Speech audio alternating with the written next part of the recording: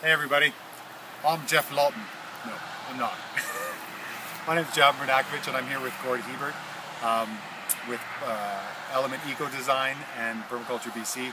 And we're here with the lovely Sandra and Chris, who have made one of the first of several earthships here in Canada. So as we see over my right shoulder, we have a beautiful earthship that they recently constructed. They just got their building permit done, finished, complete, so they're in the clear and they're ready to go. I met these fantastic folks about 3.5 years ago when I was living and working at One United Resource Eco Village on Vancouver Island, and they came through with their family. They'd never heard about, or they never actually lived in a place, or their kids had been around a place that had earthen plasters, so they stayed there and they saw some of the natural buildings, and it was great to connect with them. And then about a year and so ago, they approached me and they said, would you be willing to help us start to get a sense of what we're going to do for our food systems here? And so I started working with them and then contacted my good friend Gord Hiebert, and we've been working on the design together along with his lovely wife Jana, and it's just been a really fantastic collaborative affair because they have their kids and everybody's been involved in this process. And like a good friend of mine, Gord Baird, likes to say, always work with clients you can hug, because we're in this for the long term to make good community standings. And so what I want to do is run you through a bit of the design before we have this workshop this weekend, where we have about 24 people coming in. Somebody came down from Whitehorse. It was amazing. People came from the coast, because cold climate permaculture with earthships hasn't really been done in this setting in Canada and hasn't been really shown to other people. I'm sure there's tons of people out there who are saying, yeah, we do it all the time. Put your comments below this and let other people know. We need to share this information. So I want to give people a bit of a sense about what we're looking at. So over my right shoulder, what you'll see is some berms. And inside the berms, you'll see some raised beds.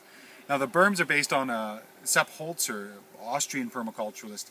They're called high beds. And what they do is they help to buffer wind, create a microclimate, stop the noise of the major highway behind us here, and really create this beautiful space which they can live in.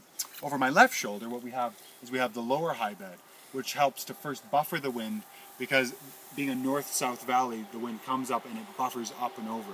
We're going to be planting these with hardy, tolerable shrubs for the local area, and also give them a real good start for their planting. What we're going to see is a huge transformation over the site in the next couple of days, and we're just very excited to share that with everybody. We're going to be doing a hugelkultur at about 3 or 4 feet deep. So why don't you walk with me and we'll take a look at it. One of the cool things about using a lot of Sepp Holzer's techniques is that he's been working at 1,100 to 1,500 meters above sea level in the Austrian Alps, and so there's been a lot of success with that. We can transfer that to Canada quite successfully. The hugelkultur bed is actually quite a bit deeper here, just because of the water requirements and ensuring that has a high water holding capacity. So here with the high beds, you can see that the high beds are roughly 3 to 4 feet depending. What we're going to do is we're going to take some of these rocks over here and we're going to use these as a thermal battery. We're going to place them around the trees and allow that to be a thermal battery to suck up the heat during the day and release it into the trees and the surrounding soil at night. Now let's take a look at the hugelkultur.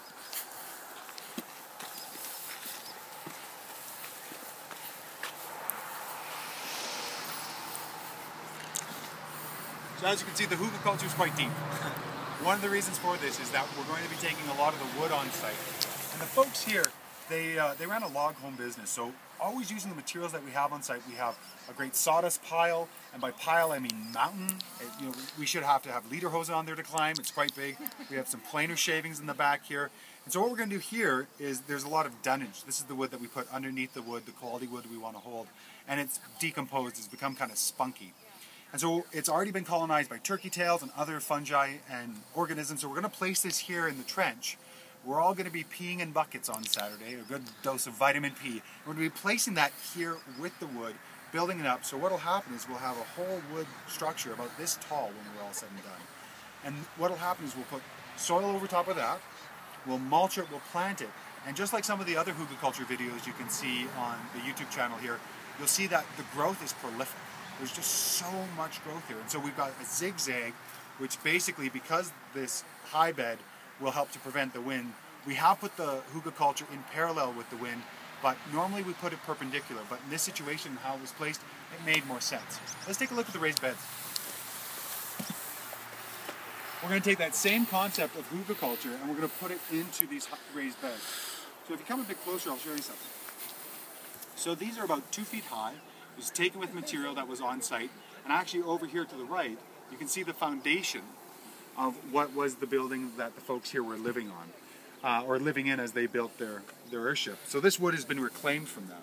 What we'll do is we'll take some landscape fabric and we're going to run it up about halfway up on these raised beds. And this will help to prevent the rot to come into this wood and keep it for, as we've been hearing in the valley, up to 12 years. The bottom here we're going to lay probably 8 to 12 inches of wood. That'll decompose and be a water holding capacity for the entire raised bed. And because most of the plants they'll be planting, the root depth isn't going to be much more than 18 inches, it's going to work out really nicely. Along the side here we're going to be putting a lot of shrubs. We're going to be putting things like honeyberry, and blueberry, ronia. We're going to be taking a lot of these tolerant shrubs in the area and placing them into place. You can take that to the bank. Anyways, wanted to give you a quick sense of this, and we'll do another video on Sunday. We'll show folks what it looks like after the fact, and it's going to be a heck of a good time. If you get a chance, check out Element Eco Design. Gord and Jana, they're in the Vernon area. Check out Permaculture BC and myself.